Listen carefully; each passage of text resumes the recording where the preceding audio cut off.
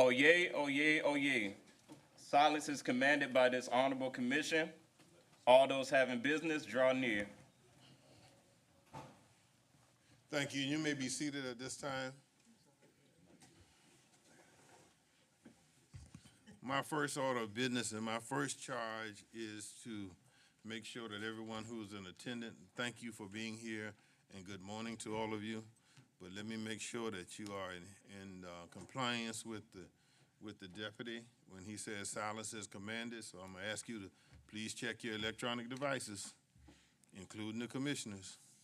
Please check your electronic devices. I hate for your device to spend the weekend at the bed and breakfast that we run, that we own, all right? But the deputy will collect it. So please, ma'am, please, sir, check your phone, your pages, or whatever else you have electronic that may disturb these proceedings. I've asked you to be seated at this time as we prepare now to go into our invocation and our inspiration. And at the time that our Minister Ross signals us that he's ready for prayer, I'm going to ask you to restand, and we'll have the prayer, and then following the prayer, Commissioner Noah will lead us into the Pledge of Allegiance, and we shall move there forth, all right? Today we have with us Minister John Ross, all right, from the Parkway Church of Christ. And Minister Ross was raised in Texas, but attended Harding University in Arkansas, all right? He has been involved in ministry in Texas, Arkansas, Alabama, Florida, and Georgia since 1990s. He is considered a blessing to move to Savannah, and we consider it a blessing to have you in Chatham County since 2020, and he's worked with Parkway. And so let me introduce to some and present to others Minister Ross, who should bring us our inspiration and then our invocation. The mic is yours, sir, and welcome. Thank you for inviting me today. I will tell you, you said I began in 2020. Of course, we know what 2020 means.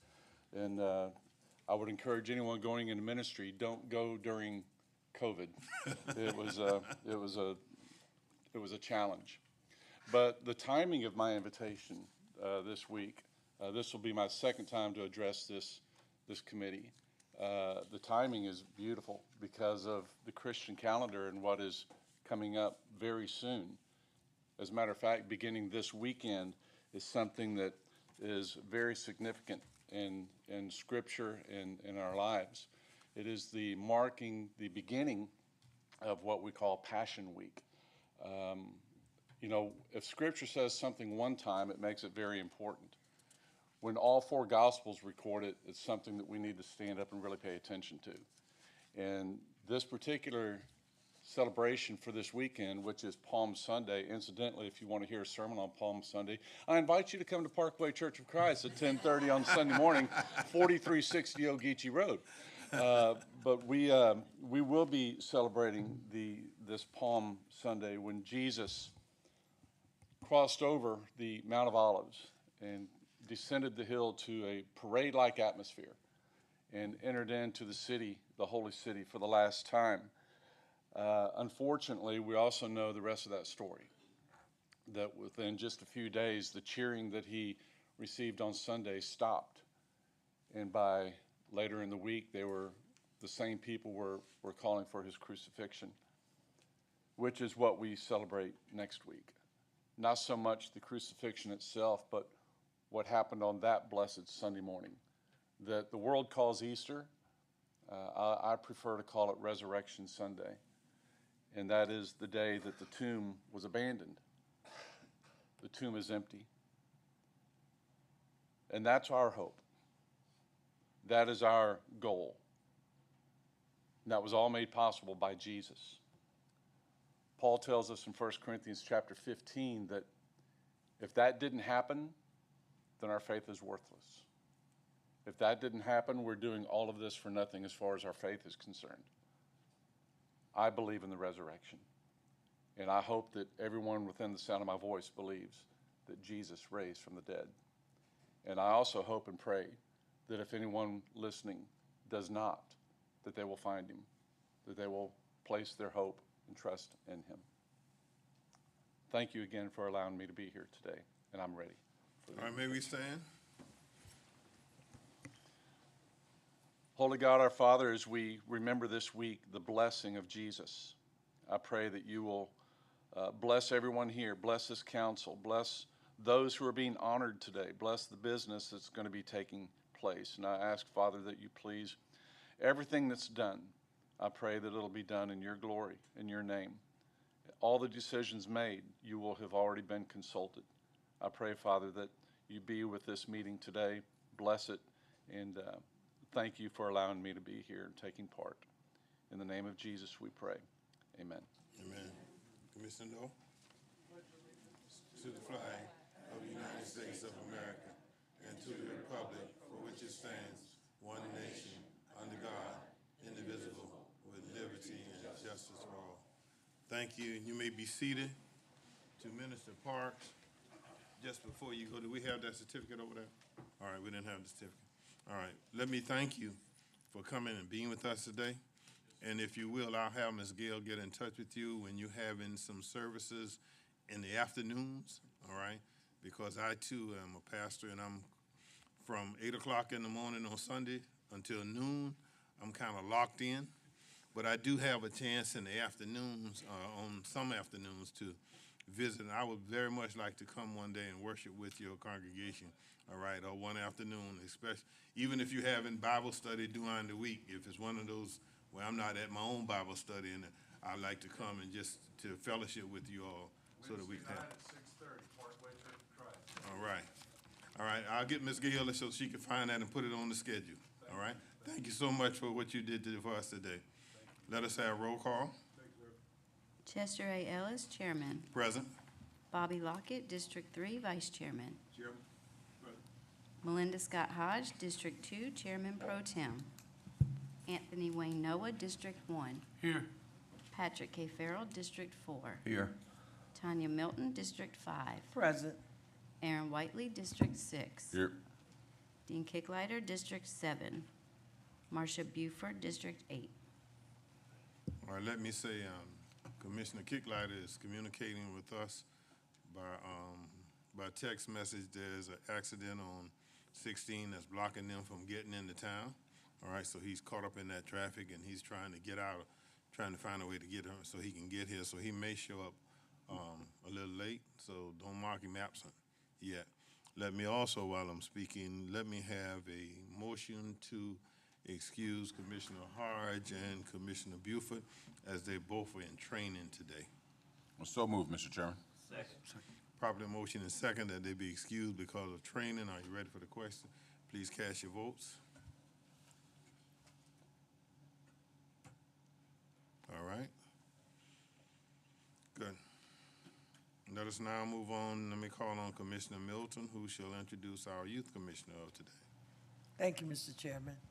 Good morning, everyone. We are pleased to announce that we have Ms. Ava Brown, who is returning to us again for this meeting.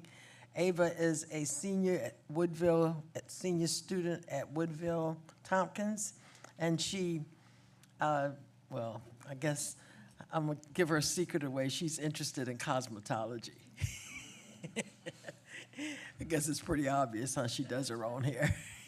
But she's also interested in culinary arts. And then when all that's over, what I said to her is that you don't put all the eggs in one basket, so then she may fall back on some law. So she's pretty interested in that as well. But we welcome you to our meeting this morning, and we would like for you to get involved, pay attention, listen, ask questions, and just feel free to be here. Welcome. Thank you. Good morning. Good morning, and thank you for being here with us. We thank you for being a part of us, and yeah, don't let them overshadow. You come from the best school in the county. Yes, and sir. in the nation, all right? Yes, sir. We've got some international awards that we have won, and so every time I get a chance to brag on that, I say it out loud because I'm very proud, all right? And so we're glad to have you with us today, and as we go through these proceedings, if you have any questions or you want to ask, make any comments, please just raise your hand, and if I'm distracted, somebody will see it and point to you, all right? But we want Thank you for having me. please be a part of this, okay? All right, at this time, I'm glad that she came in. Let me do this before I get to that part. We have with us our constitutional officers. We have our clerk of Superior Court, Ms. Mosley is here. And did I see any other constitutional officer? Y'all help me look now, because, I sometimes see, sometimes don't. I got her. I got that part. Oh, okay. All right. At this time, what I'm going to do is I'm going to call to our front the district attorney. All right. She has 2 awards that she's asked to be placed on the agenda and that she's going to present at this time. And so, welcome. Good morning, Mr. Chair. Good morning. And greetings to the rest of the commission as well as the county staff. It gives me great honor to be here before you this morning. And before I start, I would like to thank the chair as well as the board for proclaiming the month of April as National Crime Survivors Awareness Month in Chatham County.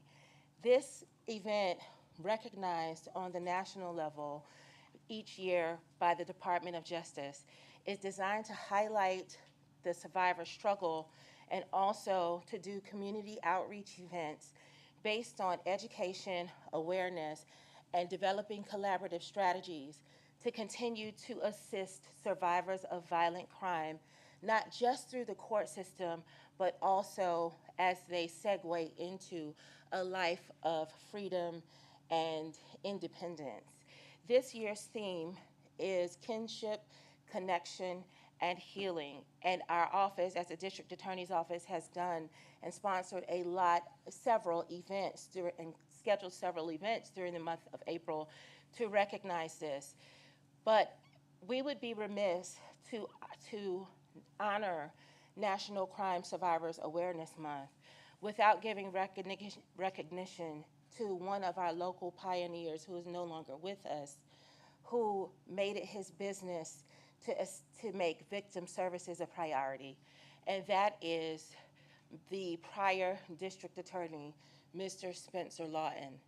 Spencer Lawton Jr., during his 17-year career and tenure, tried and prosecuted many cases that brought notoriety to our county. And in addition to that, he served the community tirelessly. But perhaps one of the greatest legacies that he left behind is in establishing a victim services department within a prosecutorial office. Our county boasts the first victim witness advocate department in the state of Georgia. The model that he created was replicated throughout the state of Georgia and effectively throughout the nation, and has also become the precursor to a lot of victim advocacy around the nation, including Marsy's Law, which is the piece of legislation that recognizes crime victims' rights. And so as we move forward in this keystone moment to honor Spencer, the district attorney's office is issuing the first, an award to Spencer Lawton Jr. posthumously. I believe my office is here with me today. Somebody from my office who has those awards. Oh, there you go. So just come on up and bring the awards with you, please. I've been in touch with Mr. Lawton's family and spoken with his daughter, Miss Sarah Brockenbrow, who lives in Atlanta. And they are very appreciative of this posthumous award that's going to Spencer, to his family, in his name. And I don't believe that I've also contacted some other members of Mr. Lawton's family. I don't believe that they're here today. But the first award is given to Mr. Spencer Lawton and will be delivered to his daughter in Atlanta, and it reads, on behalf of the Chatham County District Attorney's Office, This first annual Spencer Lawton Jr. Victim Services Award is presented to the family of the late Spencer Lawton Jr. in honor of his pioneering work in the area of victim services, which set the standard for the Victim Witness Program here in Chatham County and across the state of Georgia this 11th day of April, 2025.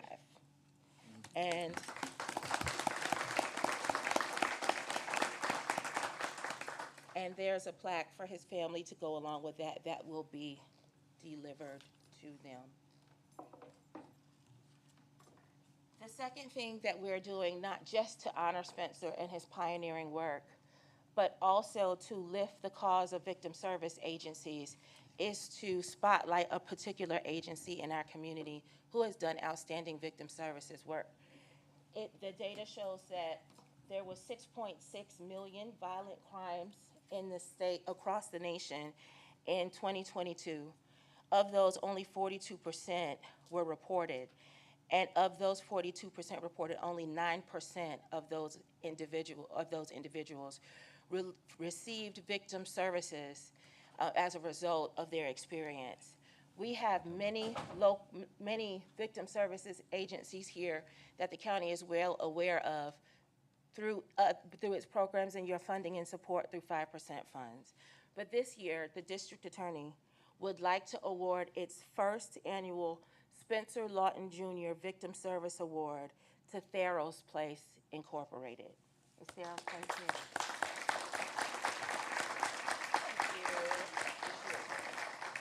I want to give, the award reads as follows. Let me not drop it, it is glass. On behalf of the Chatham County District Attorney's Office, this first annual Spencer Lawton Jr. Victim Services Award is presented to Theros Place Incorporated for its exemplary work in protecting and supporting survivors of human trafficking this 11th day of April, 2025. So we would like to present you, Ms. Julie Wade, for her hard work in recognized in this cause and raising money, working very hard to build a place for victims of human trafficking who are here in our area. And so we would like to present you with this plaque as well. For the Spencer Lawton Jr. Award presented to Theros Place, April 2025. And I would like for Ms. Wade to explain to you some of the wonderful things that Theros Place has done since its inception. Thank you, District Attorney Jones, and thank you, County Commission, for giving us this time. I'm Julie Wade, the Executive Director of Theros Place. The county knows this well is because you've been a supporter of our work since our inception in 2022, and we appreciate that. We currently have 8 residents at Theros Place. They're all young girls aged 12 to 17. They're with us 24/7, 365, and we're celebrating some successes. We have one of our residents next week taking her GED courses and then being discharged back to her community and home, and so we're really proud of her. And we appreciate the support. District Attorney Jones mentioned healing, and that is what we are doing. But we're doing it in a therapeutic way, but we also try to do it in a fun way. So we had a silent disco last week, and we had our residents at the silent disco with about 35 teenagers from throughout the community. And it was a great way for our young people to just be teenagers. And so we're balancing therapy, education, and kind of teenage fun to try to make their experiences healing. And to help them go forward. So we are very grateful to be recognized with this and recognize that District Attorney Lawton was a pioneer in his field for victim services, and very proud to be the first recipient of this award. So thank you to the county for your support and to District Attorney Jones for recognizing what we're doing at Theros Place, and invite any of y'all to come out and spend some time with our lovely young people. Thank you. Thank you, Julie. So on behalf of the District Attorney's Office, we want to thank the Commission for recognizing this cause and supporting them, not just in name, but by stepping up and funding them and putting your money where your mouth is, so to speak. And on behalf of the District Attorney's Office, we wanted to contribute a portion of our victim service funds to Theros Place and to Ms. Julie Wade in the amount of $10,000 for the exemplary work that you've done to go towards your operations and the organization's needs.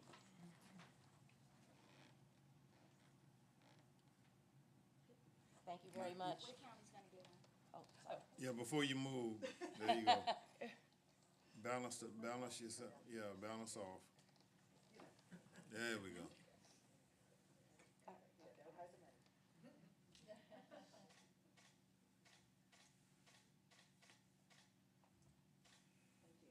Thank you. Thank you to the board. Thank you to Spencer. Thank you to all of you. We appreciate you. Thank you. Thank you, ma'am, and thank you for the things that you do, all right? And we thank the DA for recognizing, and we look forward, as we move forward, we look forward to every year presenting the Spencer Lawton Jr. Award here at the county. Let me now call the folks from the, for the Child Abuse Awareness Month, from Ms. Alex Mack, she's here, okay? Parent Support Specialist, and is here to accept the award with her. I'm going to read this, we have it in place? Do we have it in place? Okay, all right. The County of Chatham, Georgia proclamation, whereas Child Abuse Awareness Month is a time to raise awareness about child abuse and neglect, promoting preventive efforts and supporting survivors. And whereas child abuse awareness is a crucial issue, that it has a lasting and dynamic effect upon the victims, excuse me, for which are abused and which are misused. Raising the awareness and promoting preventive efforts can help us create a safe environment for children and reduce the incidence of child abuse. Now therefore, I, Chester A. Ellis, Chairman on behalf of the Chatham County Board of Commissioners, do hereby proclaim April 2025 as Child Abuse Awareness Month in Chatham County to promote the safety and well-being of all children and families, to be recognized as children welfare professionals, alliances, and who else works with them entirely to protect our children. Let us also honor the strength and the resilience of survivors of child abuse. In witness whereof, I have hereto set my hand and caused the seal of Chatham County, Georgia, to be affixed this 11th day of April 2025. Ms. Mack, the floor is yours. Hello, thank you so much. Again, my name is Alexis Mack. I'm a therapist and parent support specialist at CCAC. And here with me, I have Margaret Alexander. She is our board president. I have Anna Hancock, and she is our advocate, amazing advocate for our Hispanic Outreach Center. And here I have Miss Gloria. She is our manager at the office. Thank you guys again for today. We understand that National Child Abuse Awareness is a hard conversation. So during this month, we would like to raise awareness and encourage our community to understand the warning signs, to understand if they're a mandated reporter. Everybody in here knows a child, whether you're a mother, father, auntie, uncle, and coach. And it's important to have relationships and build these relationships with these kids, because kids are ready to talk. They're ready to let people know what's going on. And it's important for a person to understand what happens after a child reports abuse. What does that look like? Who do I need to call? There are steps and there are right things that you can do to help this process along. And then we also understand that we must work together in the community. And we truly believe prevention remains the #1 top best defense for these children and families. We want these children to thrive, and in order for them to thrive, their families must thrive. And just because you have not been abused or you haven't experienced abuse, it doesn't mean that somebody you know hasn't. And so we always say, take care of yourself and take care of other people. It's really important. Thank you for your time. Thank you for being here. Thank you for what you do to help us with those who are abused and those who are neglected in our community. And what I'd like for you all to do right now is turn and face the clock. Yes. All right, and so that the photographer can, she direct you from that point on. All right.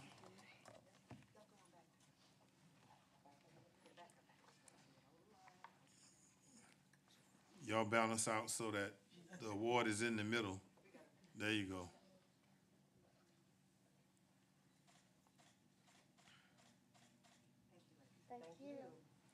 Again, we thank you for bringing this issue to our presence. Now may I have the Director of our E11 Communication, E911 Communications come forward, Ms. Pinckney, and whomever else you want to bring with you.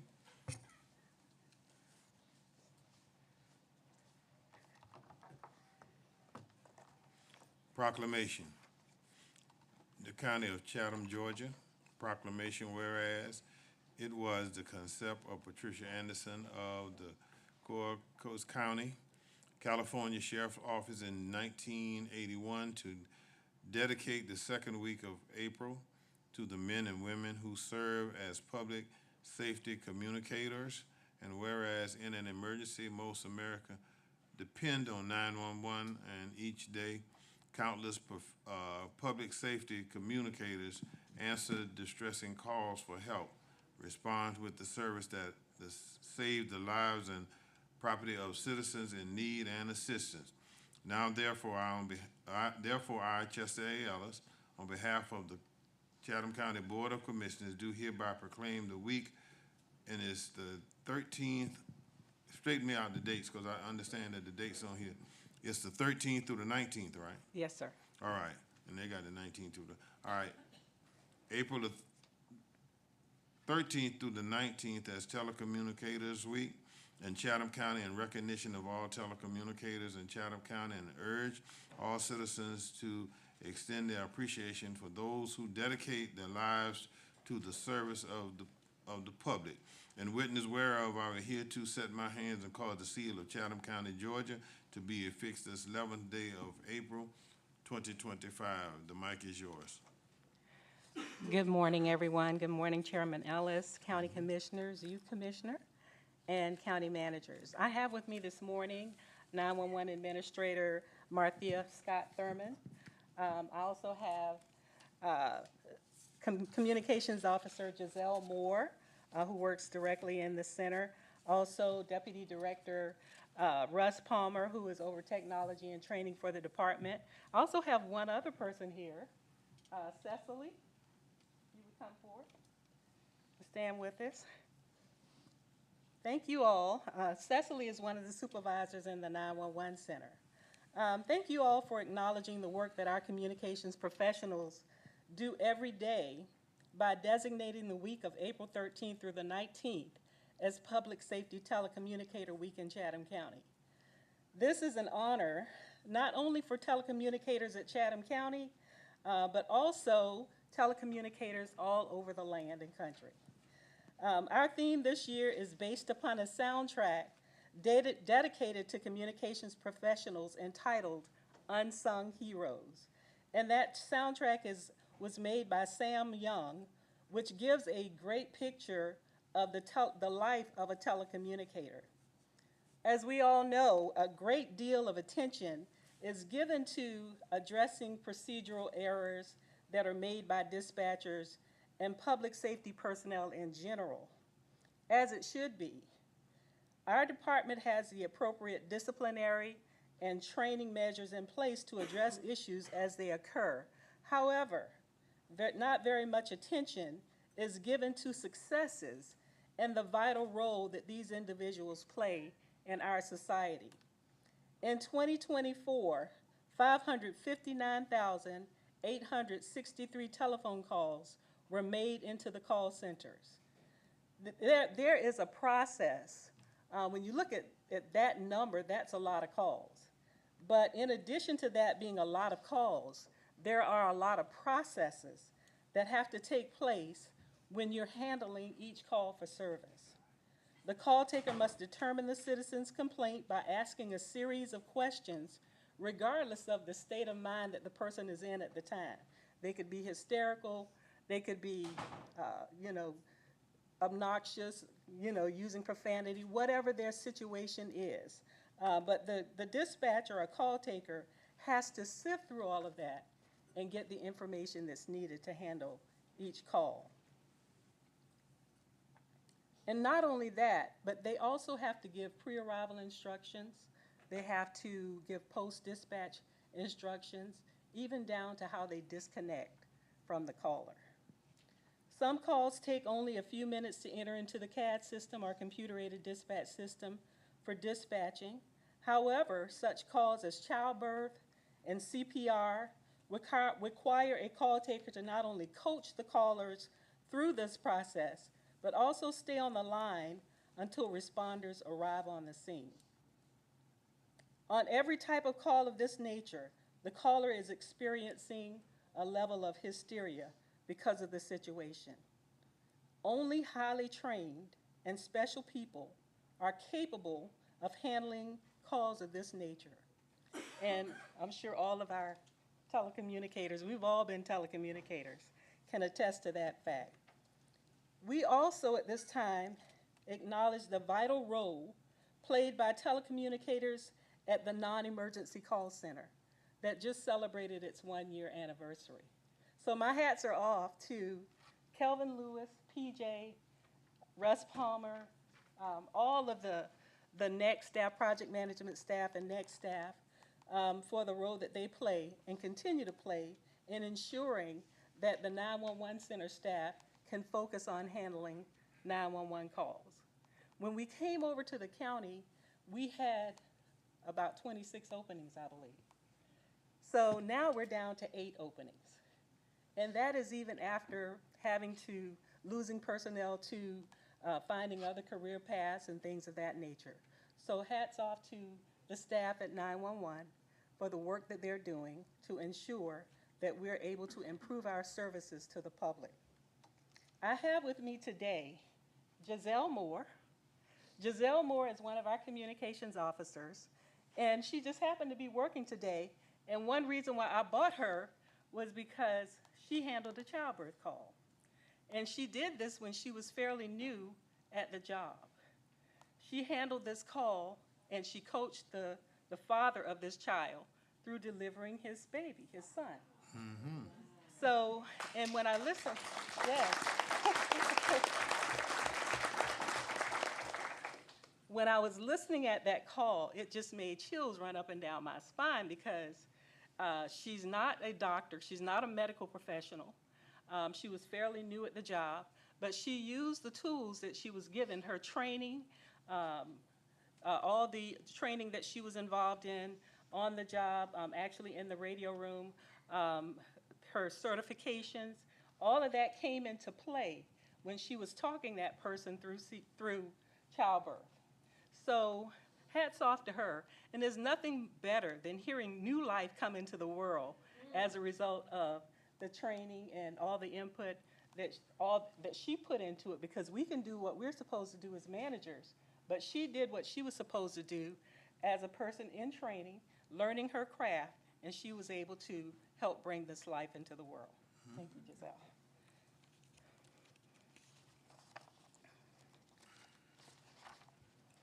So I just want to take this opportunity to thank you all for everything that you've invested in the 911 Center to ensure that we're able to do the job that we do. And we are on the move. We're getting better. We're doing some things. As I said before, these are people. They're not perfect, but they're striving for excellence to provide services for our citizens. Thank you for all that you do for us to make sure that happens. Well, thank you all as well. If you will, turn around and face the clock there and with the proclamation in the middle so we can get them.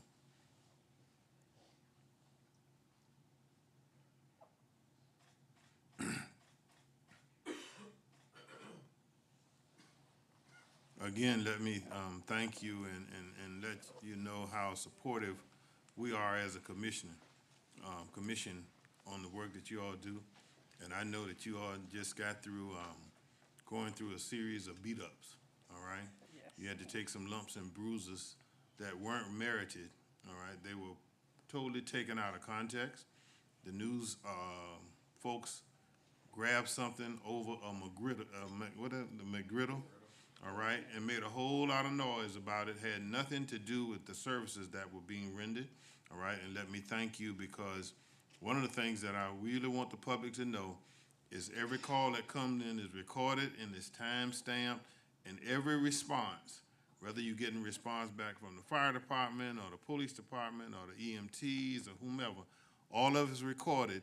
And it just so happened that the McGriddle was ordered in the middle of something going on, but it had nothing to do with the services that were rendered.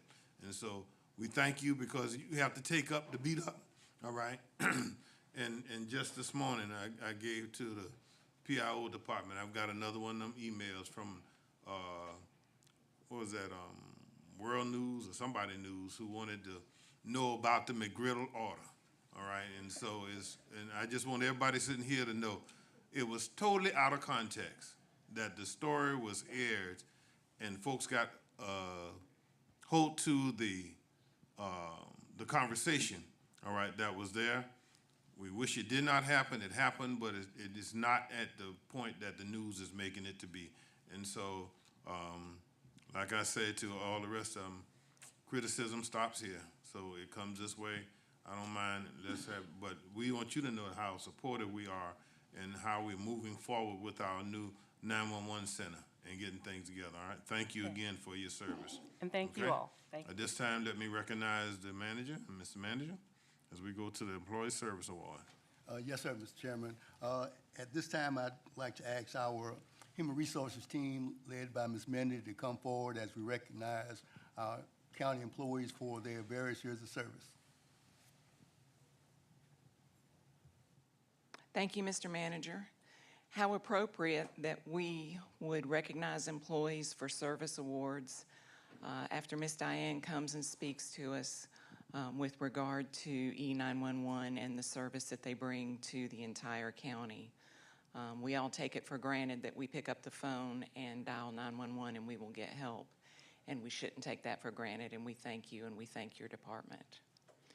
So we're here today to honor milestone anniversaries, individuals that are celebrating a milestone anniversary. We have individuals celebrating 35, 25, 20, 15, 10, and 5-year anniversaries. And we have multiple individuals celebrating today, a total of 16.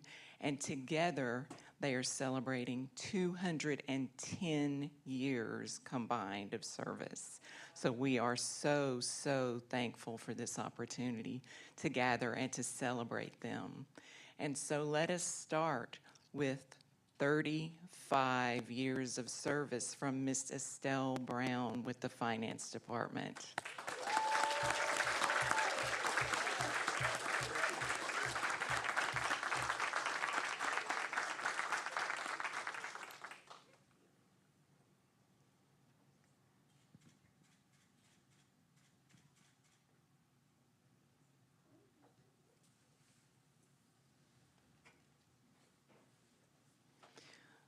With 25 years of service, George Peters with engineering.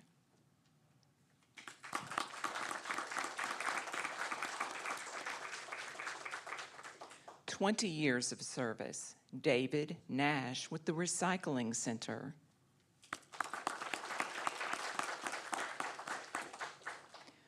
Also 20 years of service, Cecily Wilson with Chatham Emergency Communications.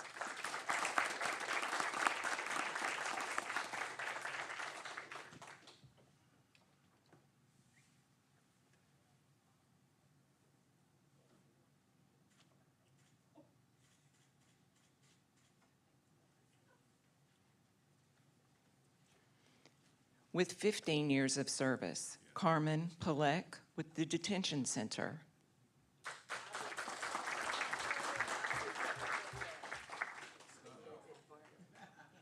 I'm not Carmen, but I will be accepting it on her behalf.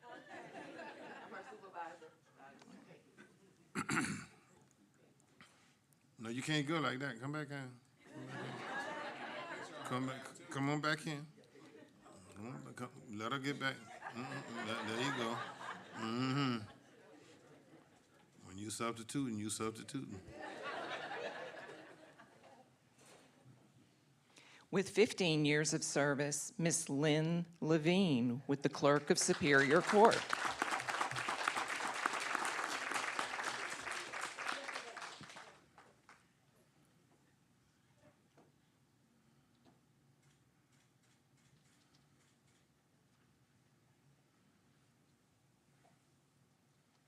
With 10 years of service, Ms. Katrina Suarez with Human Resources.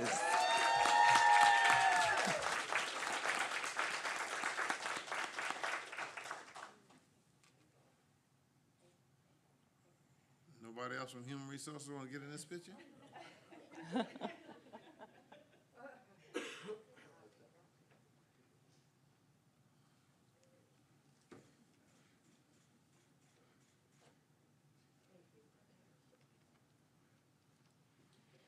With 10 years of service, Sergeant Ricky White with the Detention Center.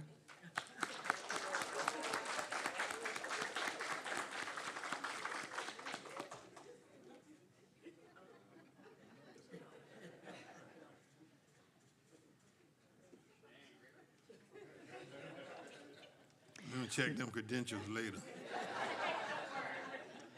With 10 years of service, Jeffrey Womack with Public Works.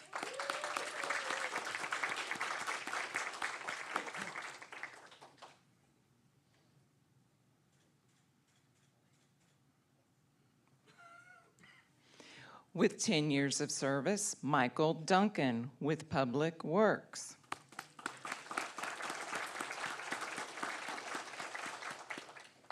Also 10 years of service, Thomas Mincy with Public Works.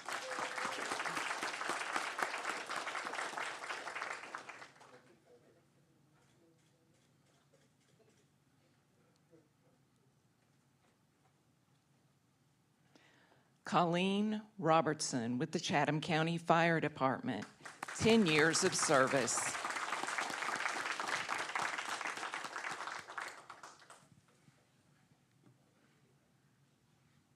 And I thought all y'all came so I could ride the truck. Next ride.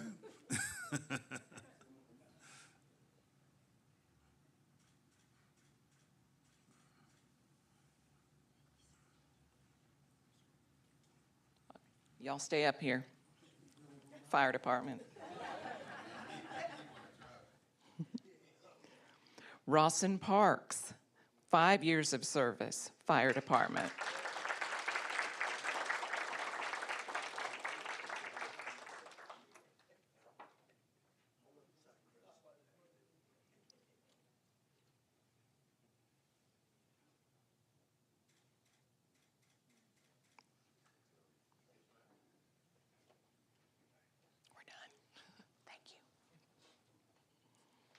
With 5 years of service, Amanda Hinchy with the Clerk of Superior Court Administration.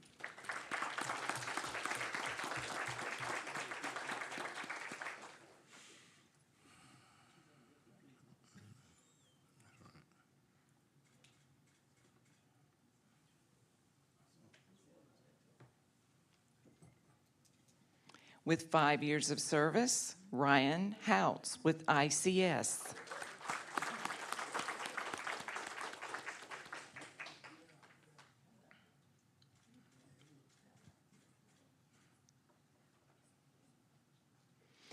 With 5 years of service, April Levy with Human Resources.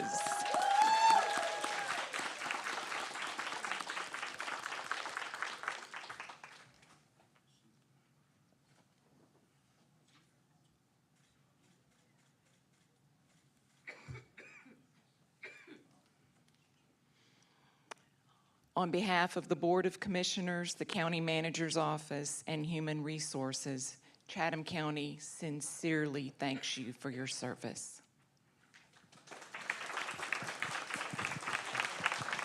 Again, let me reiterate from this commission, from the Board of Commissioners and myself, how grateful we are for the work you do, and the service that you render helps us to make our jobs easier and much better. Thank you, thank you, thank you, thank you. There are no chairman's items, no commissioner items. We go to the table item. May I have a motion to take it off the table? No move. Make a motion to remove the item off of the table for consideration today, Mr. Chairman. All right, it's been properly motioned and second that it be taken off the table. Are you ready for the question? Please cast your votes. Okay. All right, now, let me read it into the record. The petitioner, Alpha Incorporated, is proposing to rezone map, amend from PBC to PB in association with the proposed truck terminal located on Silk Oak Road, MPC file number Z 0924-000508, PIN 10991-03001, acreage 12.56. The MPC recommends approval from District 7. This item was tabled in January on 10th. The item was tabled on January the 27th. The item was tabled on February the 7th. At the February meeting, this item was pushed from the table, discussed, and the board asked that this item be placed on the table to staff to gather more information. The item was tabled on March 14, 2025 meeting. This item was tabled at the March 28th meeting. And with that have been said and read, I'll call on Commissioner Kicklighter at this point. Thank you, Mr. Chairman. First, I want to thank the staff and thank the petitioners and as well as the surrounding neighbors for all coming together and sharing your ideas and working your way through this where we found a solution that benefits everyone. So having said that, I will now make a motion to approve this rezoning and map amendment request, provided the following 3 requirements are added. Well, number 4 is an exact duplicate of number 1 on there, so. All right, I will also mention something as a 4th in there about the DOT, but number 1, the subject property shall be buffered from Silk Hope Road. The required buffer shall include an 8-foot-high solid fence or wall. The fence shall include masonry columns 30 feet on center. The area between the fence and the property line parallel with Silk Hope Road shall include vegetative screening as approved by the county arborist designed to obscure the fence or wall. Number 2, access to the site shall only be from State Route 25/Agee Road. Developers shall obtain an encroachment permit from the Georgia Department of Transportation for a new driveway access point on State Route 25/Agee Road. Number 3, there shall be no access to the site from Silk Hope Road. Developers shall record a 5-foot non-access easement along the rear of the property to prevent a future driveway to be constructed onto Silk Road. Number 4, I would like to mention that the DOT provided documentation that shows that they will be installing hard cut. R-cut. Yeah, the letter Okay, R. an R cut at the first red lights, so no U-turns will be allowed there. So just to read that in the record, where hopefully that will actually happen like it's supposed to. Also, I want to ask one question before we proceed here. It seems to cover it pretty good where it says that they cannot drive an access point from the property onto Silk Hope Road, but should we state that there should be no gate installed anywhere but on the front of the property? You can do that, yes. Okay, I would like to add that in there also, that they're entering, because the whole thing has to be enclosed, but they only have the entrance and exit points. Gates can only be allowed on the front of their property and nowhere else. So, All right. Second. The attorney said it could be added, all right? All right, I understand the motion. Make sure the record's clear on this. As I understand the motion, you've added conditions to permitting this rezoning that you've just read into the record. I would also recommend that as a condition that we require the owner developer to amend the development plan at the MPC and put these on the development plan showing that these are conditions of the zoning and use of that property. Okay, I amend my motion to include what our attorney just said. all right. Second. So it's been properly motioned and second that we approve the rezoning with the amendments and the necessary. All right, is there any unreadiness from anybody? All right, no unreadiness, please cast your votes. Finally. It's off the table. I All guess, right, it's been a we year. through with that. They need to Amen, look at it's out of our hands now. All right. Items for individual action to request board approval of the following budget amendments and transfers. One in the general fund, A, increase revenues for Henderson fee, $150,000. B, increase expenditures in the Henderson Golf Course operating budget, $150,000. Two, in the multiple grant fund, increase revenue and expenditures for $4,000 for supplemental funding from the Criminal Justice Coordinating Council in the Drug Grant Court. B, increase revenue and expenditures $4,000 for supplemental funding from the Criminal Justice Coordinating Council in the Mental Health Grant. And C, increase revenue and expenditures $4,000 for supplemental funding for the Criminal Justice Coordinating Council in the DUI Court Grant. 3, in the Capital Improvement Program Fund, transfer $555,044 from contingency to establish the Chatham County Sheriff Office Data Center Project. B, repurpose $1,600,000 in the Live Oak Library HVAC project to the Live Oak Public Roof and Wall Renovations Project at the Southwest Chatham Library. Is there a motion? Motion to approve. Probably motion is second that the motion be approved. Are you ready for the question? Any unreadiness? Please cast your votes. Okay. Request board approval to hire a court service specialist to provide interpreting services for the state court as a result of Superior Court no longer providing these services effective July 1, 2025. Is there a motion? Motion to approve. Is there a second? Properly motion is second that the request be granted. Are you ready for the question? Please cast your votes. Okay. All right. Chatham County Animal Control Service Quarterly Report. Dr. Harper, the mic is yours.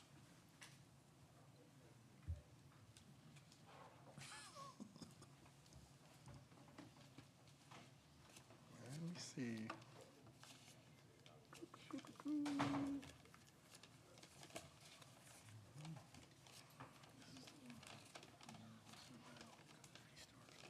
First of all, I'd like to thank the chairman and the commission for allowing me to come here to speak today. Haven't done this in a while, so haven't done a quarterly report ever. So I'd like to, thank you guys for having me today. First of all, Chatham County Animal Services, for those of you that don't know, is on 7211 Sally Mood Drive.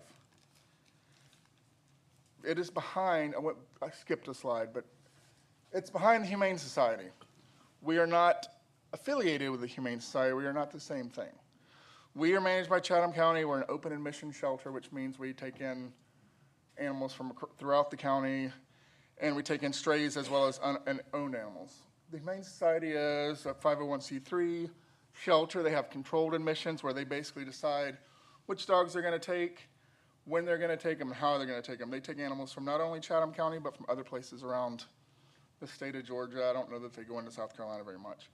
The one thing that we do, we cooperate pretty well with the Humane Society. One of the things that we do use a lot that they have is PetFix. PetFix is a low-cost clinic. We contract with PetFix to do our spay neuters for our adoptable dogs and for the cat program, for our feral cat TNVR program. Let me go, can I this way?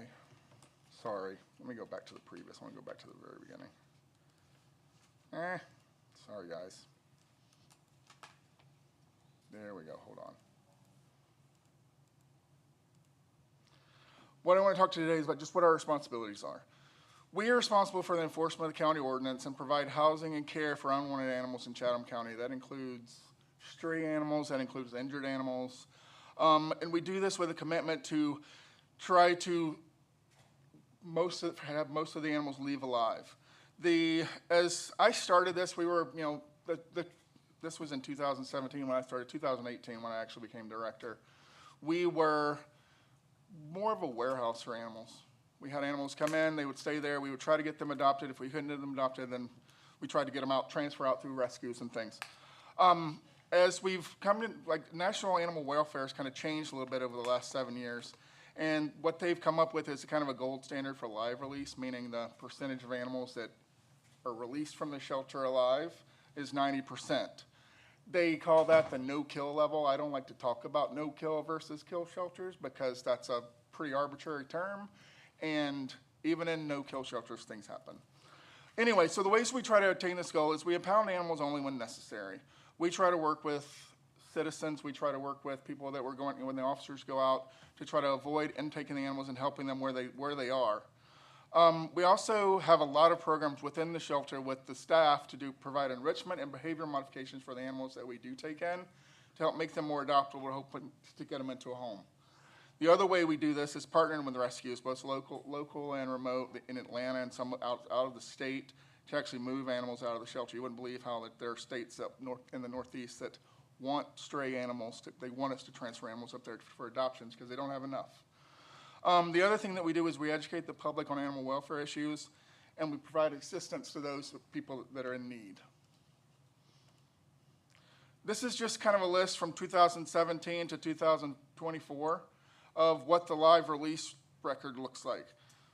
With respect to cats, you can see, like, back when I first got in there, the live release was relatively low.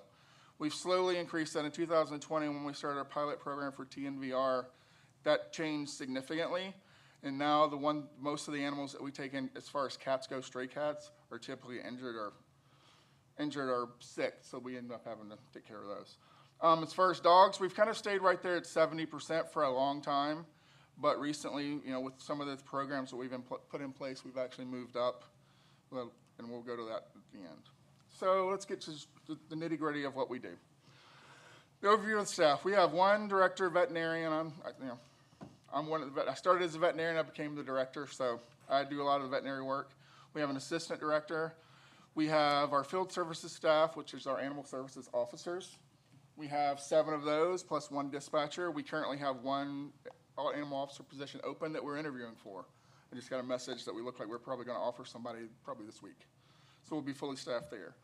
As far as the shelter staff, we have 6 animal care assistants, 2 of those, and then 2 additional animal care assistants that have an additional title of animal care specialist.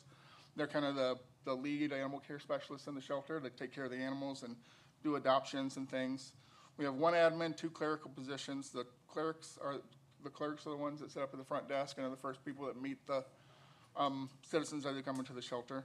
And then we also have a part-time position for a veterinarian that normally works at the emergency clinic, but he comes in to help me out 3 days a week, usually Wednesday, Thursdays, and Fridays in the morning to do vaccines, examine dogs, and things like that. Excuse me.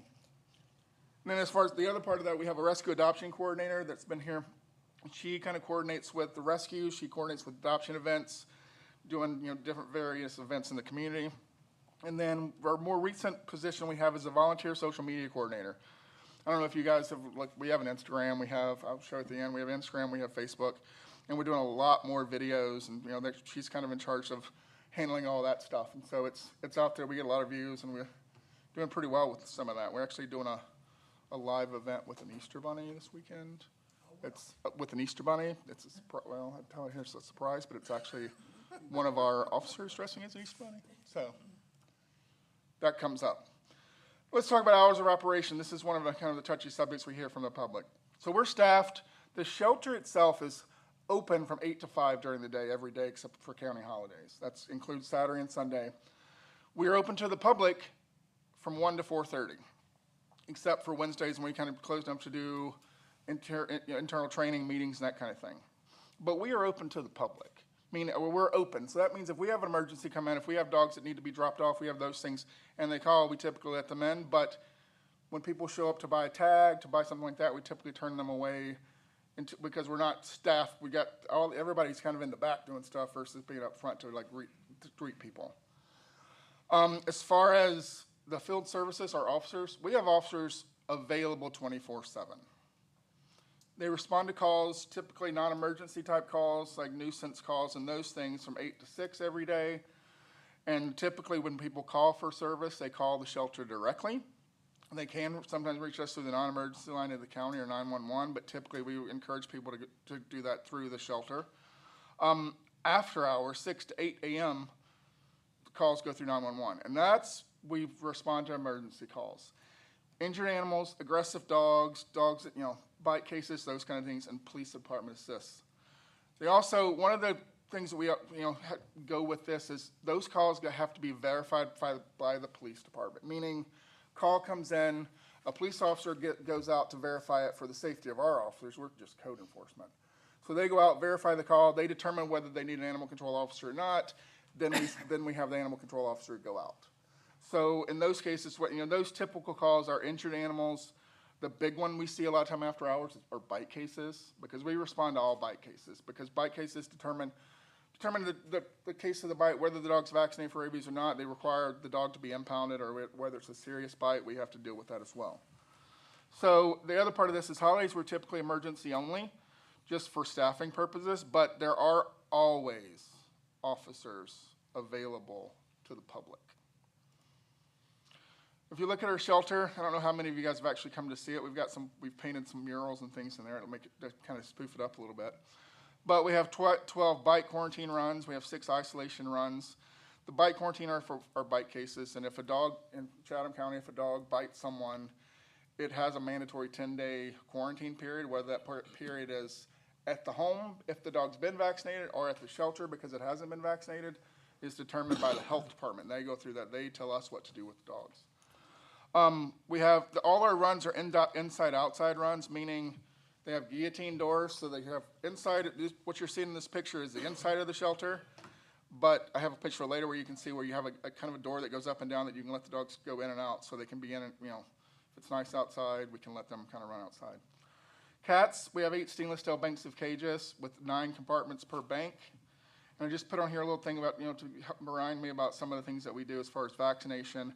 I do vaccination, typically rabies vaccinations for things in the shelter.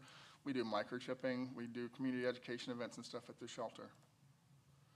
This kind of gives you an idea of that inside-outside run there, where you can see the dog is in here and it can go through that guillotine door and go out, which can be closed for cleaning. We typically only house 1 dog in those. I've seen shelters that will close those doors, but one on the inside and one on the outside, that runs into trouble. And those are the cat ones on the other side. Volunteer program. Volunteers, it's been slow growing, but we currently have 26 active volunteers. They come in, they do dog walking, they come pick up dogs to take them for doggy day out. This picture is of a dog play group that we're kind of started doing, where they get the dogs out of the shelter and can kind of get out of the kennel, and they can come into these little play areas and do some stuff. They also typically help us a lot with community events. They're kind of the representation for the shelter at some of these places. We also take in community service workers to help provide care for the animals, so that, when people have to do anything, they come in there. This is just some of the enrichment stuff that we do. That's the play area. Those are like frozen Kongs filled with peanut butter to help with enrichment. Now we're going to talk about cats, how we handle cats. It's actually doing pretty well. Cat complaints, when someone calls about any issues with cats, an officer usually will go out or at least talk to them about what's going on and determine what they may need. We actually have some of these motion-sensitive sonic repellers that you can see down here. It looks like E.T. That we loan out to people to use in their yards to keep cats out of certain places. We have barrier strips for things that can go on fences or porches to keep the cats away. But the biggest thing is spaying and neutering these cats, keep them where they are and keep them less likely to roam and do those things. And that's kind of what we talk about. The other thing that we do a lot of is talking about proper feeding. Like if you have 3 or 4 cats that you take care of, you shouldn't feed them by the street. You shouldn't feed them in front of your house. You should feed them on your property, probably somewhere so they're less likely to go other places. And that's something that we do along with the Humane Society, their TNVR program. They talk to them a lot. Now, when we talk about TNVR, the way it works is the citizens come to us, get a voucher. If they have issues with cats, they come to us, they pick up a voucher. That voucher entitles them to a surgery at Pet Fix. They get spayed or neutered, and they have a rabies vaccine. And then they pick up the cats. Officers aren't involved. The citizens bring the cats in, they pick them up later in the day. And it's worked pretty well as far as that goes. There are some supply chain issues with this because there's a veterinary shortage. So they may only have one day a week that they can do this, so we occasionally get complaints. The issue that we have with Pet Fix is, well, it's not an issue. We have a contract with Pet Fix for $50 a cat. A lot of the local veterinarians it's more expensive. There's another low-cost spay issue in south in the county. It's actually Spay Alliance. They don't have a feral cat type program. They don't do the discounted rate, so it's kind of hard to get people the discounted rate if they go somewhere else. So we're kind of stuck with what we do now and stuck with the supply that we have of veterinarians. But typically we do about 800 to 100 cats a month. This has significantly reduced impounding, which you can see, and it's also changed those live release rates, and I think it's going pretty well. You guys stop me anytime you have any questions. I know I'm going kind of fast. I'm trying to get through. I've got 30 slides. This is just a picture of the adoption area. There's the cat adoption area. There's the dogs. Same kind of thing. I was going to, just to show you guys, with adoptions, they happen all week. We typically charge $70 for an adoption and free adoption for cats. But the issue, if we're having issues with them, we run special promotions, whether we do, just recently we had $17 adoption for St. Patrick's Day, those kind of things. So we do different specials. And you can actually go on to Chatham 90 to view those. We also do fostering through these 3 different rescue groups.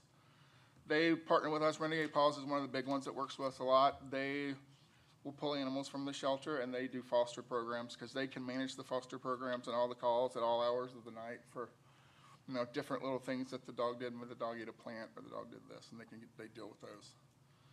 These are our numbers for dog intake over the last 7 years. And you see the numbers haven't necessarily changed. It dropped in 2020 when COVID hit because we were doing more emergency type stuff, worrying about we were going to have to shut down the shelter. But the trend is kind of down, but it's actually popping back up. But one of the biggest things that you can see is our transfers have gone up a little bit. And, we talk about the euthanasias have gone down. We do a better job of getting the animals out of the shelter. Cats is a little bit better. You can look back in 2017, we're taking in almost 3,000 cats a year. Yeah, these were all mostly feral cats. And it was just basically people would trap them in the yard, bring them and drop them off. So we had to house them somewhere and try to figure out what to do. And we couldn't take care of them, so we had to deal with them. So the euthanasia rates were higher. As we've gotten down in 2020 when we started that program, that's where the cat intake has gone down because we take typically only injured and owner surrenders and things of that nature. Euthanasia rates have gone down, cat intakes have gone down. We can focus on the dogs a little bit more, and it's kind of helped with our live release rate. Now, let's talk about one of the biggest things that we've done over the last couple of years in cooperation with these rescues. Humane Society, Renegade Paws, One Love, and the Lost Pet Savannah Facebook page. We started an organization called Chatham 90, which is more for meeting the people where they are, kind of helping people in need in the community. It also is a place to I can click this.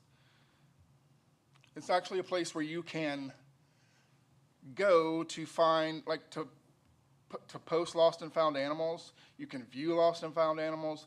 You can look for if people need help with food and pet supplies, if they need help with veterinary care. It has links for different things. One of the, I know that Renegade has a pretty good program called Renegade Cares, and where they actually go out and will help with spay and neuter, for things.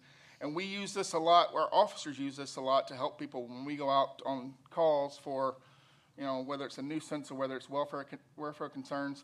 We are kind of the first step is, what do you need? What can we help you with? So we don't have to bring we don't have to take this dog. If it's something where we can manage that way, if it's a serious case, we don't. But they can look on this. You can, if you click on this, I just kind of show you guys. It's kind of really cool. You can actually look. These are where the animals. Some of the people that opt to keep the dogs at home while they're on their stray hold, you can look there.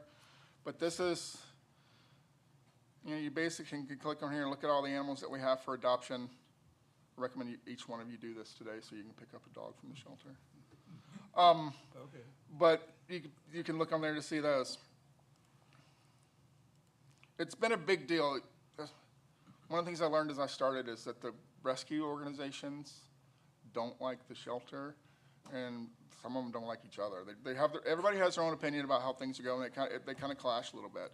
This was a big deal for us to be able to coordinate with these guys and get this going, and it's still going. We've got a vaccine clinic planned for June, I believe. I think we're kind of forming up the gym, but we do it in front at the Humane Society, so we get people to come in for vaccines and for rabies vaccines and microchips and things. So it helps with that. It's free, so it helps with the people in the community that really need that. Because that's kind of, as animal services, we tend to contact most of the people that need the help, and that's what those are the people that we're out there trying to help. Now let's talk about field operations, field services. There's a picture of our animal control. Our animal services truck. There is one of our officers recently trying to get a cat or a dog out from under this. Thinks they go on all kinds of calls. Now, as far as this goes, we're fully staffed at 7 with 1 internal dispatcher. Like I said before, we have 6 currently. 1 hopefully will be put out there today.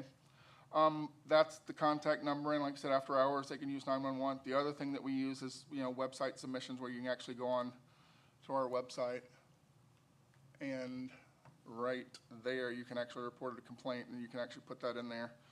These are obviously not for emergency type complaints. These are more for like, my dog's barking too much, or my neighbor's dog's barking too much, can you come check? But that's typically where you can do those, and that link goes to the Chatham 90 page.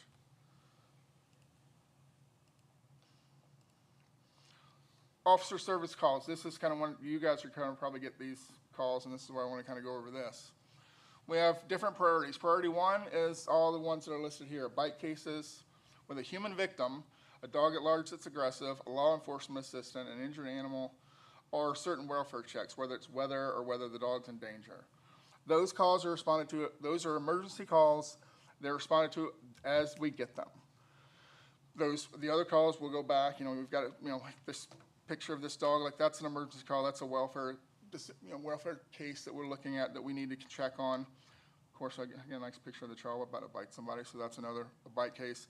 Typically, our bite case that we go on, or we go to the hospital, because that's where the nurses and doctors report them through they have a sentence program, a database that they put them in that we see, that we'll go to the hospital to meet the victim there, and hopefully we can get information from them and get back and get in touch with the complainant or the person that owns the dog.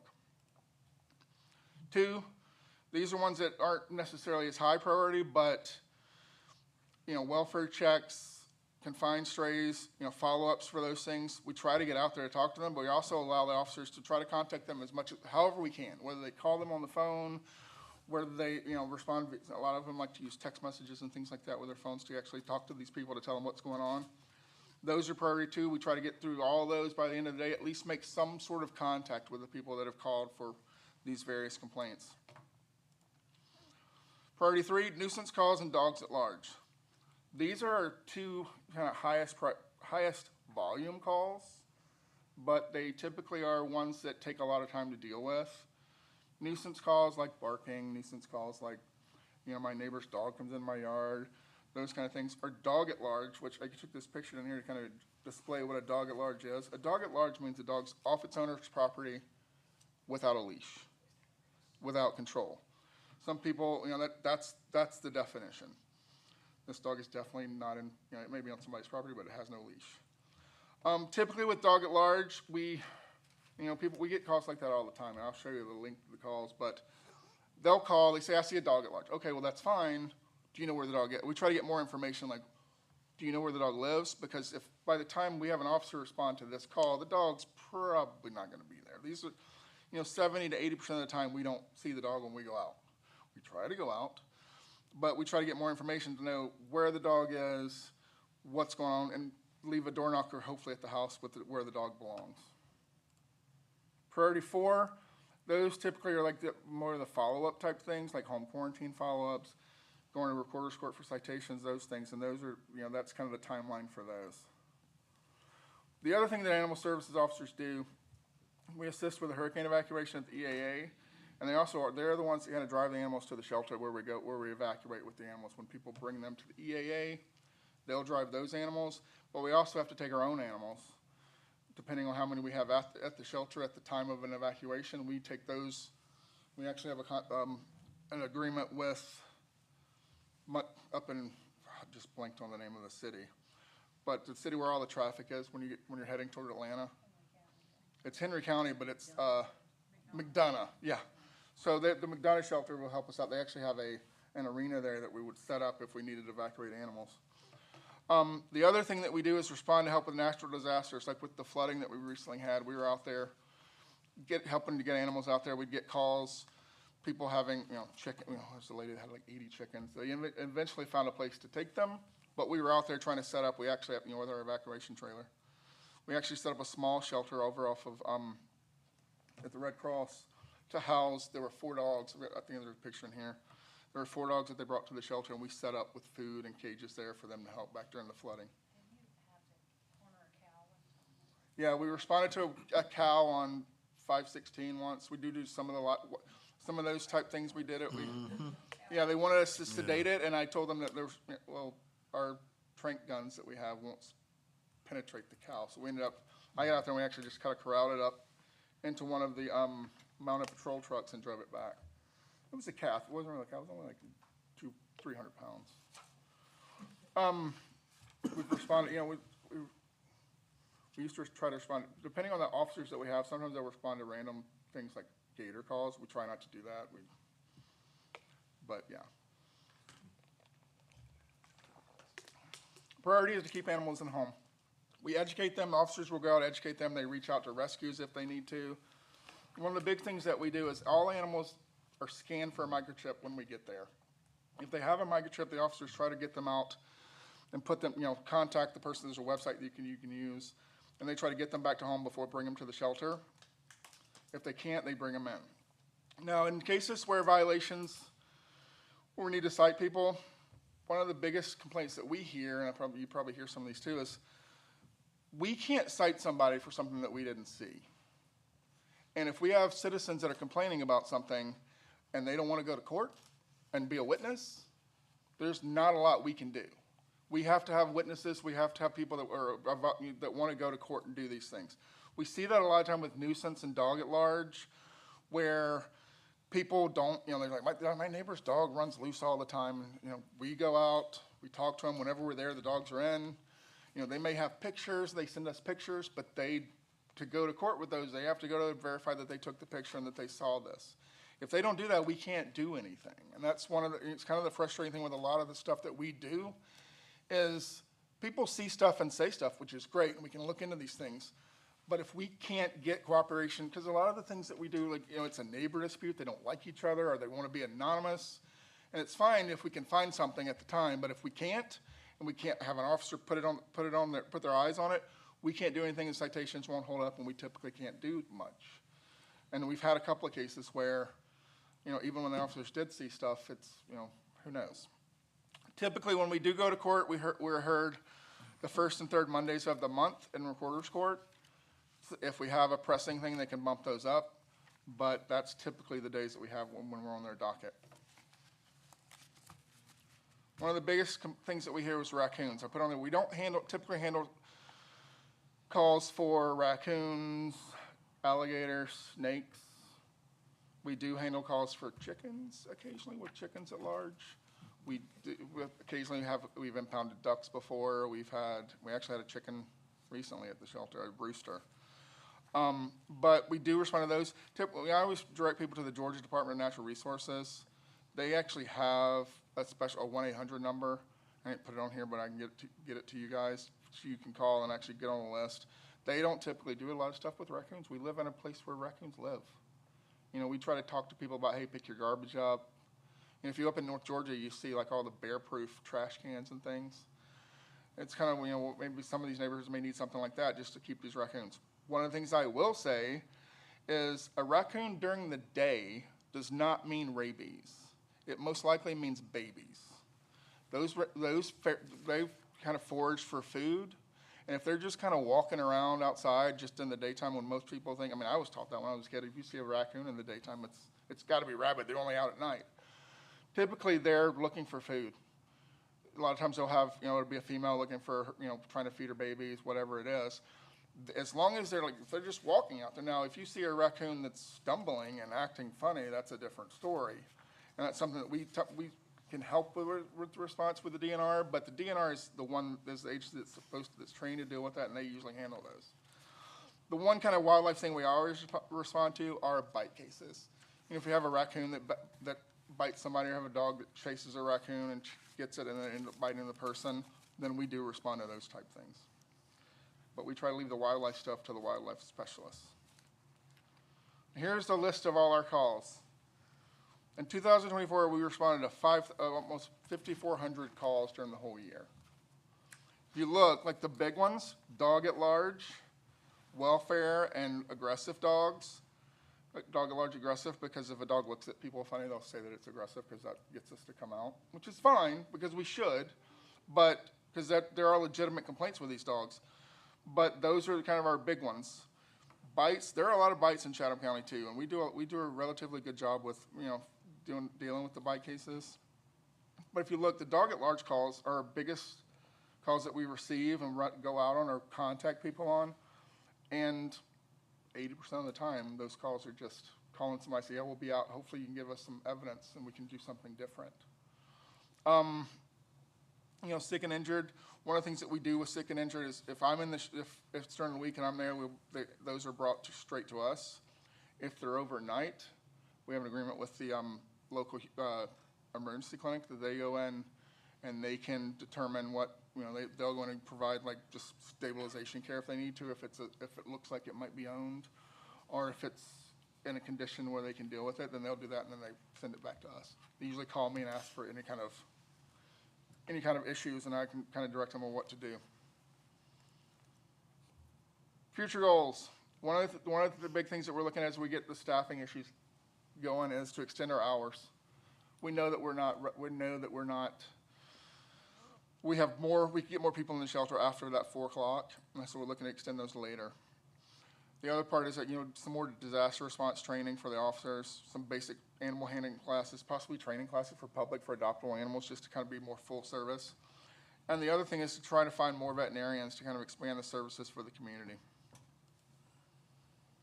This is our current year-to-date statistic. That's a pretty big deal. It's like the highest we've been ever. And I just want to point that out. That's not me. That's my staff. Those guys bust their butts to take care of these animals. And I think sometimes when we get a bad rap from the public, from people, because we're the animal shelter. You know, we're the dog catcher. We haven't been the dog catcher since Looney Tunes stopped making cartoons. We're animal services, and we try to serve the community, meet them where they are, help them better take care of the animals that they have, and help us better take care of the animals that are brought to us. You know, when I first started, I would remember when dogs came in, I was like, I would look at dogs like, this is somebody's dog. And I remember Jody Lewis looked at me, she's like, they're all somebody's dog. We don't have a lot of wild packs of dogs in Chatham County. Somebody had this dog and made a choice to let the dog go somewhere else, or let the dog loose and not take care of it. And it ends up with us, and we have to deal with it, and it's tough. But I think that 78% number is a big number. We get tons of adoptions. We're doing a really good job with a lot of the stuff that we do. There's how to contact us. There's our Facebook page. There's our Instagram page. Check it out, follow it. It's kind of cool. All right, any questions? Yes, sir, Commissioner Whiteley. Dr. Harper, thank you for the report. I look forward to seeing you quarterly now.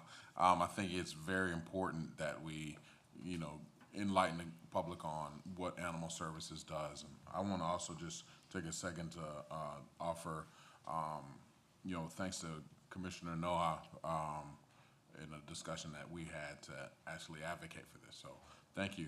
A question that I have is it relates to these calls that we're getting. Of course, I have a series of organizations who, a lot of them are kind of based in my district, so I have a pretty good rapport with some of the animal advocacy groups.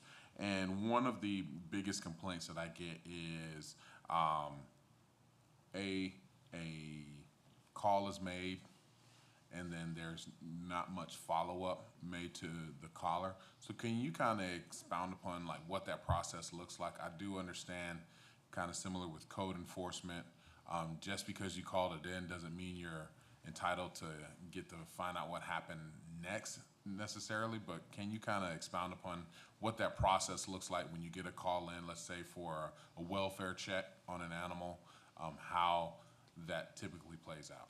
I think typically they don't necessarily go back to the caller unless they request information afterwards.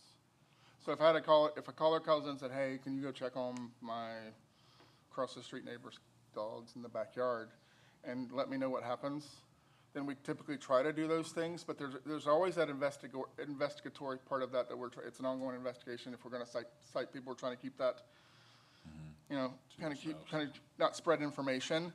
But in general, if someone asks, we can typically tell them. I know that in the past we were a little bit more freer with information. I think we're trying to draw back a little bit with just open records requests, that kind of thing.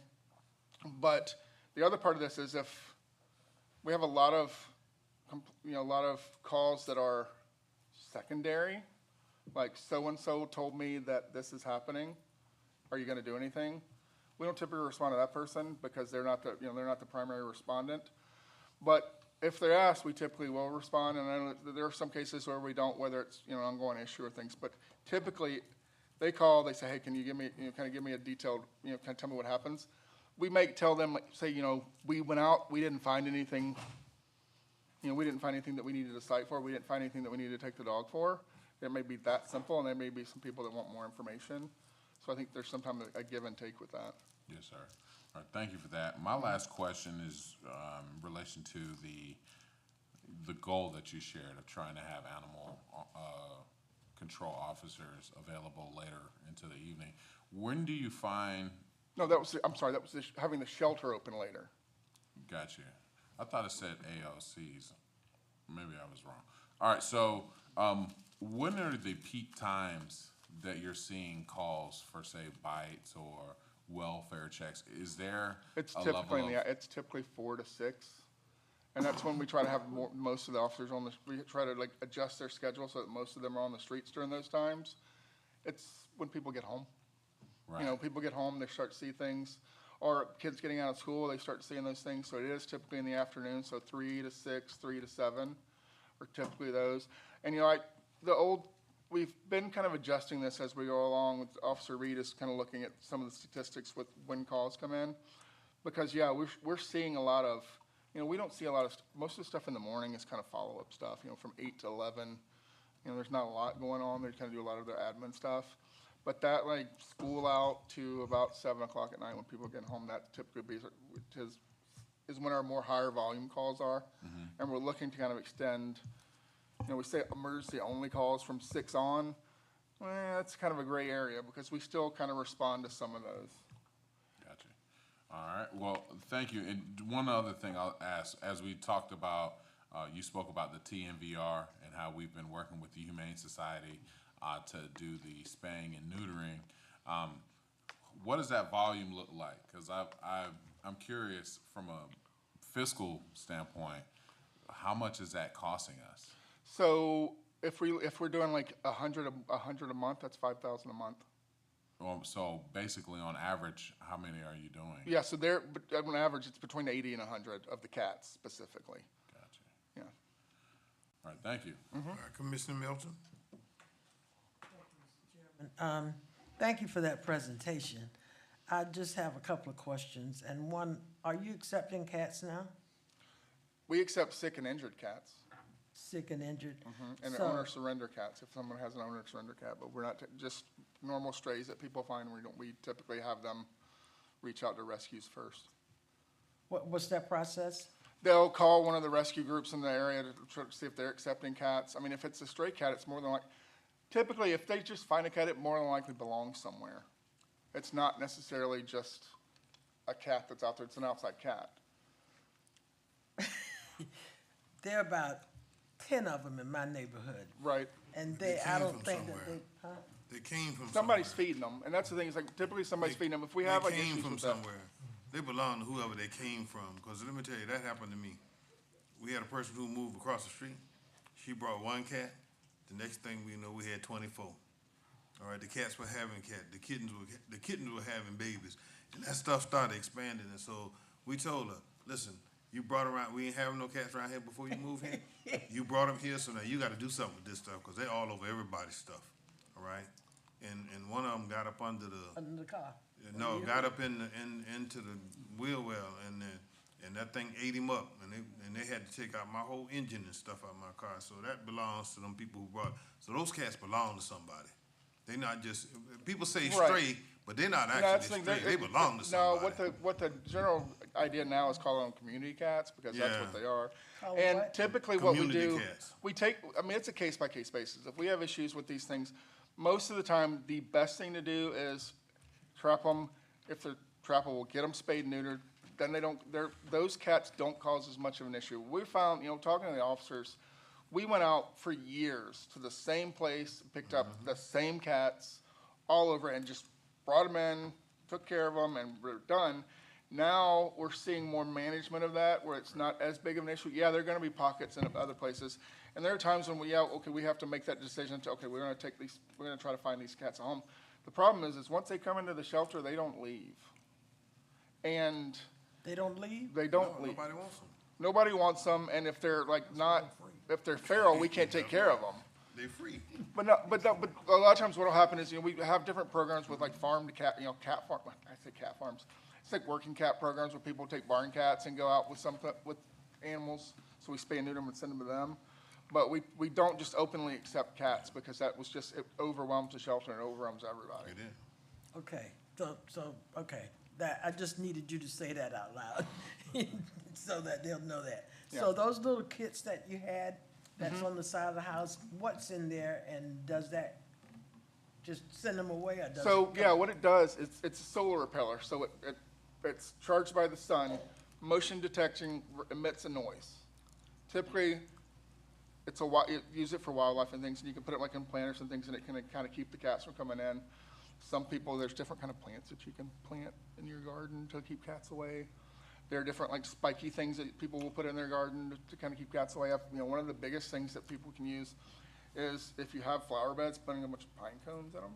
Is what? Pine cones, because cats don't like to step on pine cones. So that can keep them out of those things.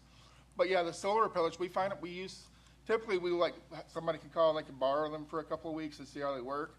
And then we ask them to go buy their own and bring that one back so we can give it to somebody else. Okay. They're like $50. Sometimes you can find it, we get them from Amazon. I'll get that information from you after the Absolutely. meeting. Absolutely. I need about 5 of them. Perfect. Thank you. Home Depot. Home Depot. Commissioner Kegleiter. I just want to say thank you for those that maybe wasn't here in 2018 and all. Yeah. Man, that used to be one of the hot items and top of the agendas. Take a and ball out time. Top of the emails, Yes, phone sir. calls, and Those it was cats. cat. I remember cats overtaking the Oglethorpe Mall, I believe, at one point. Yeah. I mean, it was just insanity library. out there with the cats. So, Yeah. thank you. Cats are no longer the top of the agenda at all times, and your little chart there you showed what a great job y'all doing, and I sure do appreciate it, not only for the cats but for us. Thank you. Very good. All right. Now, Commissioner Lockett. Thank you, sir. I noticed in Carolina, they seem to be having more alligator attacks.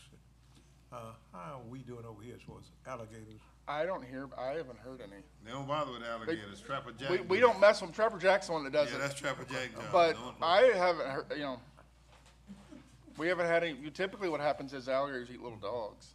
I was under the impression that Trapper Jack worked under your, No, we used to just, we DNR. used to just call him, but Right. DNR is the one that does it. DNR called Trapper Jack. That belongs to DNR. Yep. See, that's Department of Natural Resources. Yeah, it doesn't go to them. They go to DNR. good enough, thank you for that. All right. Uh-huh. Commissioner Noah. Yes, sir, I have a few questions. I know you mentioned pardon me, the raccoon issue. That's been one of the hot issues in my district for the last couple months. And it's always at Friday afternoon at 5:30 when everybody's going home for the weekend. And they say they call and, animal control says they're not coming out, but they give the DNR. DNR says they don't handle, raccoons, unless they're injured. And, you know, they, like you say, they all have rabies, or at least they think they do. So if you could give me a number of somebody that will answer and come get them, I can pass Absolutely. that along, please. Also, it says animal services, and had several issues with birds, whether it be an owl hitting the road, or who do they call for birds? Birds and wildlife are typically either DNR or they can, if they're dead. No, these are injured birds, mainly owls and, my mind's went blank, red-tailed hawks and stuff like that have been hit. Savannah Wildlife, I can send and you they some stuff. do Savannah what? There's a, rehab center, and I can't think of the lady's name right off the top of my head, but. I can Talking get you about the number for her. landings? No, That this, okay. it's actual, wildlife rehabilitator. It's, Gotcha. I just I know blanked who on you're it, talking but about, on Wilmington Island? she used to be on Wilmington Yeah. Island, yeah. They are getting word to take the birds to Savannah Wildlife, or Oakland Island. Is that true or not? I don't know that, I don't know, I Okay. can answer that, but I don't know that they do a lot of wildlife. Like, I know that Dr., what is her name? I know, blanking I on- think I know who you're talking But about. yeah, I know that she does some, but I don't think they do a lot of bird stuff over there. Right. There's a exotic animal, or exotic veterinary clinic up in Pooler that may see some of those, but I don't know that they do wildlife either. Okay, and two more things real quick. You talked about the training, you said that PD officers go out first and then they call you if they're seen. What kind of, is there formal training that they go through, or is this might be a question for the chief? For the police department? Yes, I Well, mean, how do typically- they assess a situation if they're not Mostly, trained? if it involves an animal, they'll call us. Okay, and then lastly, I've gotten this many, many times before I even became commissioner, the TNVR, that they don't have any more vouchers. And I thought one of the slides said that we have unlimited, you do as many as are needed. And these individuals, community activists, if you will, that go into these cat colonies that trap them and then want to take them and get them fixed. I know we had a major issue, probably like y'all, Commissioner, on Burnside Island, where we had 45 cats on one property, and the person that lived there, it was my grandmother's house, and she'd been dead for 5 years. Nobody lived there, so it was the neighbors' cats congregating, and another lady was trying to get them all trapped, and they said there's a limit on TNVRs. Is that true, or what do they need to do? If we've got people willing to take the time to get them, trap them, and take them in, we need to find a way, in my opinion, to make that happen. Because if not, a month later, we're gonna have 8 more cats added to that. So it's not a limit on the amount of vouchers. What the limit is veterinarians that will do the search, where you can take them. Because with PetFix, the way PetFix works is they're not only doing feral cats, they do owned animals. They do our adoption, the dogs that we send for adoptions. So they have that, and typically they had 2 veterinarians. Now they're down to 1. So there's that. There are other veterinarians, around that can do the spillover. There are different programs. I know that Fixing the Burrow is another one that's up in Statesboro that can do this. Our vouchers are only valid at PetFix, and that's what I'm looking into, trying to figure out where we can get more veterinary, because that's where the problem is, and a lot of times it's planning. I mean, you can kind of plan to trap cats, but you can kind of not plan to trap cats. Like, you decide, like, hey, I'm gonna trap these cats on Monday and go in on Monday. Well, I didn't trap the cat on Monday. So the communication needs to be there, because they do have the capacity to do a certain number of cats every day, or one of the days that they do it. And if we're having cats not, if people are holding spots for cats and then they don't have the space, then the problem becomes, I trapped a cat, what do I do with it now? And that's where there needs to be better communication, because we don't do the communication as far as like the appointments that they set up. That goes through PetFix. They handle that because they know their capacity. And I think that, looking into other places to do this, we're not, the shelter's not necessarily set up to do mass surgeries. We have 1 surgery table. So we can't really do that. They have 4 or 5, I think, at PetFix. So looking into other places to try to trying to do it. So it's not like I said, it's not necessarily the voucher part of it, it's the trying to find the supply and the supply changing and not communicating correctly. And in the case of wild animals, all right, you need to call DNR, all right?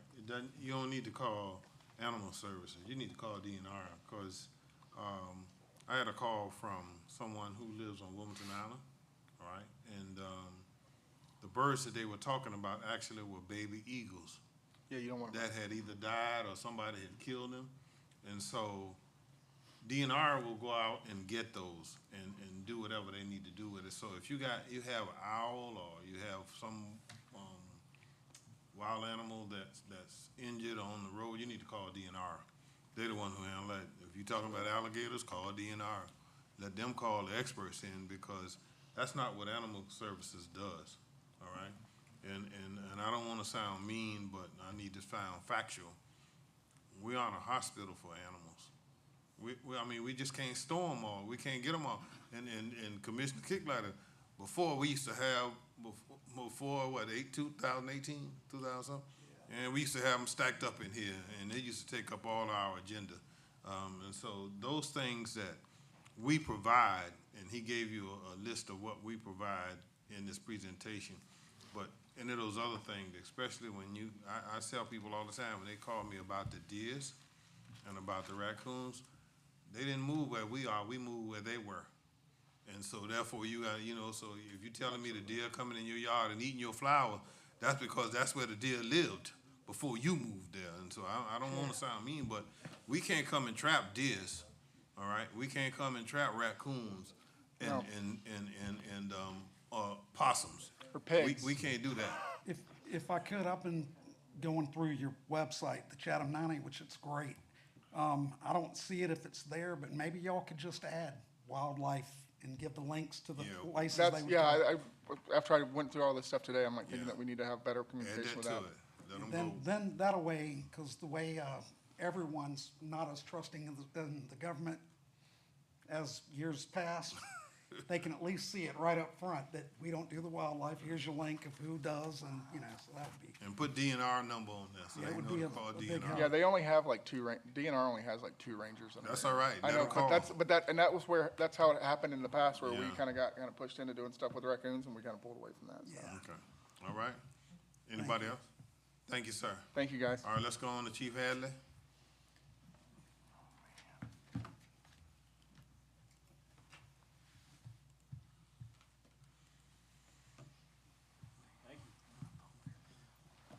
Falling up kittens and puppies, I don't know. And no, we're not gonna start y'all rounding up kittens and birds and all that kind of stuff.